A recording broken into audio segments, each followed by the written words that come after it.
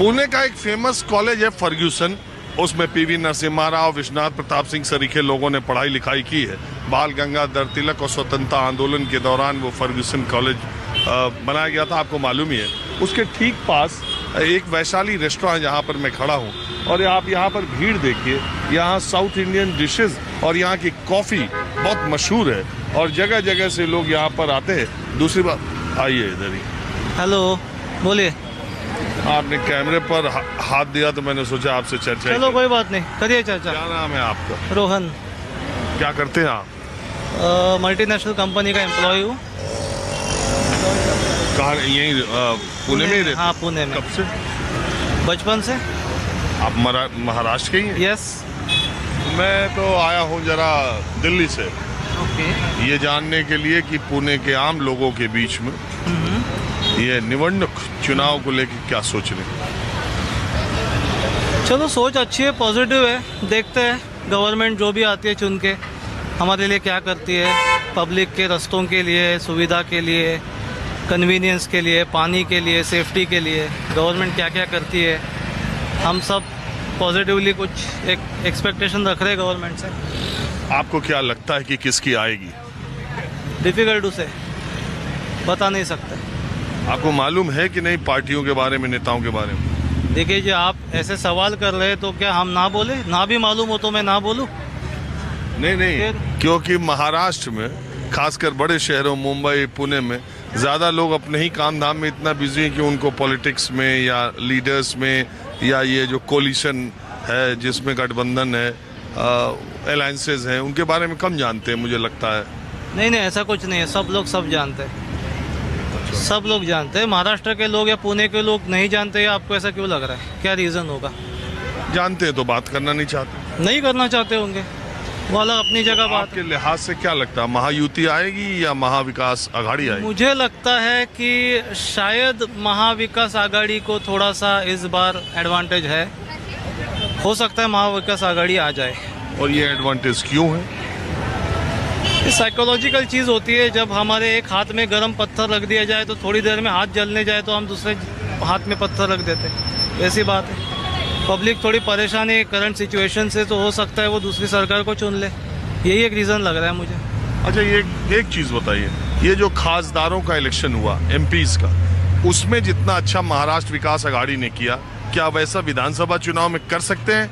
या वो नतीजे आने के बाद शिंदे सरकार ने जो लाड़की बहना योजना 1500 की शुरू की महिलाओं को देने के, उससे फ़र्क आ जाएगा? लाड़की बहन योजना से फ़र्क तो आएगा डेफिनेटली, लेकिन आई थिंक कंपैरेटिवली जो महाविकास आघाड़ी, जो उद्धव ठाकरे साहब और शरद पवार साहब की जो पार्टी है, शायद उनको एडवांटेज ज़्यादा मिल जाएगा, क्योंकि पब्लिक को थोड़ा सा नया चाहिए, पब्लिक को थोड़ा अलग सिचुएशन चाहिए और दूसरी पार्टी को चांस देने का पब्लिक के मन में इच्छा हो सकती है। तो लाड़की बहन इज़ ऑल्सो पॉइंट, लेकिन कंपेयर किया गया तो दोनों में अगर कंपेयर किया तो आई थिंक उद्धव ठाकरे साहब को थोड़ा सा ज़्यादा वेटेज मैं दूंगा। बहुत बहुत शुक्रिया आप। Thank you so much. Thank you. तो एक बात और है कि पुणे इसलिए भी इम्पोर्टेंट है कि शरद पवार का ये गृह जिला है और शरद पवार ने अपने सारे राजनीति की शुरुआत पुणे से की थी। ये बात अलग है कि राष्ट्रीय राजनीति में और महाराष्ट्र की राजनीति में सक्रिय होने के बाद शरद पवार ने पुणे की राजनीति को अपने भतीजे अजीत पवार के हाथों में ज़्यादा दे दिया। सुरेश कलमाड़ी को तो आप जानते ही होंगे। सुरेश कलमाड़ी के बारे में एक समय पुणे में नारा लगता था, सबसे बड़ा खिलाड़ी सुरेश कलमाड़ी। लेकिन कॉमनवेल्थ गेम्स जो 2010 में हुए, उसके बाद जो उस आयोजन में भ्रष्टाचार घपले की आरोप उनके ऊपर लगे सुरेश कलमाड़ी के ऊपर, वो न जाने कितनी बार पुणे से सांसद रहे थे। वो रहने वाले मूल निवासी तो कर्नाटका के थे, लेकिन पुणे में आकर उन्होंने शरद पवार के साथ मिलकर पुणे में न जाने कितनी बार लोकसभा सांसद बने। लेकिन कहते हैं कि वो आरोपों के बाद जब वो जेल गए और उसके बाद फिर पुणे में उन्होंने अपना सार्वजनिक जीवन खत्म कर दिया। अब तो वो अस्वस्थ भी रहते हैं, उनके परिवार का कोई सदस्य राजनीति में नहीं आया। और एक ऐसा नेता जिसकी बड़ी स्वीकारोक्ति थी पुणे में, वो आंखों से ओझल देखते देखते हो गया। मैंने आपसे कहा कि दिल्ली के कॉफ़ी होम में जिस तरह से हर तरफ के लोग आते हैं और बातचीत करते हैं, ये जो यहाँ पर ये वैशाली होटल है, यहाँ पर भी लोगों का जमावड़ा बातचीत करने वाले लोगों का रहता है, ऐसा मुझे पता चला, तो मैं यहाँ पर आ गया। अब थोड़ा यहाँ के लोगों से मैं बात। आपका नाम क्या है? उदय सनस।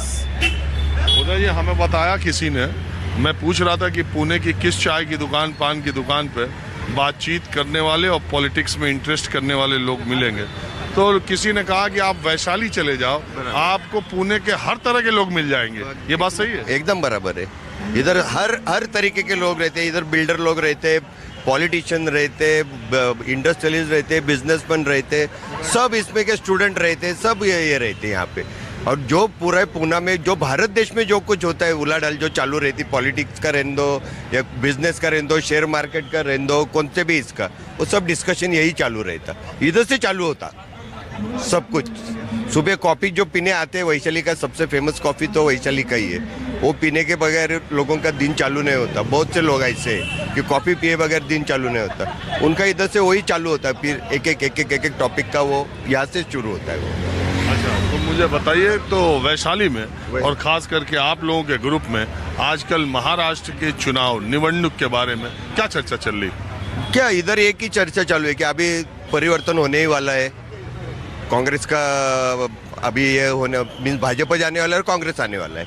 देखो, पुणे जिले में तो 21 सीटें हैं, बराबर। पुणे शहर में 8 सीटें हैं। बराबर। पिछले चुनाव में जो आमदारों का चुनाव हुआ, बीजेपी ने अच्छा किया। बराबर। इसके बाद जो बचे कुचे थे वो अजीत पवार के साथ चले गए। बराबर। और सुरेश कलमाडी के जाने के बाद आप ये मानेंगे, उनके राजनीति से हट जाने के बाद बराबर। पुणे की राजनीति पर अजीत पवार का बहुत प्रभाव है। वो यहाँ के प्रभारी मंत्री, जब एनसीपी कांग्रेस की सरकार थी तब भी वो यहाँ के प्रभारी मंत्री थे, अब एनडीए की गवर्नमेंट में भी प्रभारी मंत्री वही हैं। तो लोग ये कहते हैं कि अजीत पवार का प्रभाव पिछले कुछ वर्षों में पुणे पूरे जिले में और शहर में ज्यादा हुआ है। अब शरद पवार साहब राष्ट्रीय राजनीति में चले गए थे, ये इधर की राजनीति उन्होंने उसको, तो अब दोनों आमने सामने होंगे तो क्या होगा?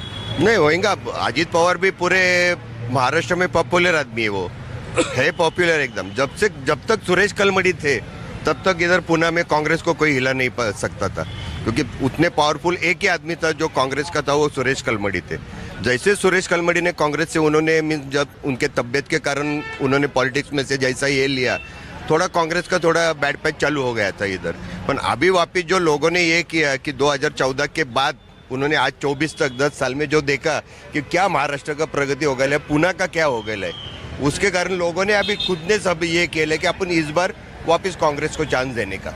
नहीं, कांग्रेस का चलो, हम अजीत पवार और शरद पवार में पूछ रहे। नहीं, उन दोनों का कैसा है, वो एक घर में जो उनका झगड़ा है। अरे अब तो कितना झगड़ा हो लिया। हाँ, वो तो वो पॉलिटिक्स में दिखाने के लिए सब रहता ही है। रात को तो चाचा और भतीजा एक साथ बैठ के वो बात करते, खाना खाते, सब करते।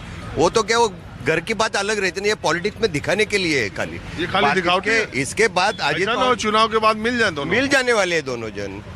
है ही वो समीकरण ही लिखेला है, 1+1 = 2 होता है ना, वैसा अजीत पवार प्लस शरद पवार ये होने ही वाले हैं, एक ही होने वाले हैं। उसके सिवाय महाराष्ट्र को पर्याय ही नहीं है ना, ये दोनों को एक होना ही मांगता है। बड़ा चक्कर है। जब शरद पवार ने अजीत पवार का साथ छोड़ा था तब भी मैं महाराष्ट्र के लोगों से पूछता था, तब वो कहते थे देख लेना ये सारा गेम शरद पवार का है, बाद में मिल जाएंगे। इतने दिनों तक अजीत पवार और शरद पवार में आप देख ही रहे हैं किस तरह के हालात हैं। सुप्रिया सूले के खिलाफ अजीत पवार ने अपनी पत्नी को चुनाव में उतार दिया, 1.5 लाख वोटों से हार गई। बावजूद इसके अभी ये मानने वालों लोगों की कमी नहीं है कि शरद पवार और अजीत पवार कभी भी एक हो सकते हैं। हालांकि अजीत पवार ने अपनी पत्नी को सुप्रिया सूले के खिलाफ चुनाव लड़ाने पर अफसोस जाहिर किया बाद में नतीजा आने के बाद।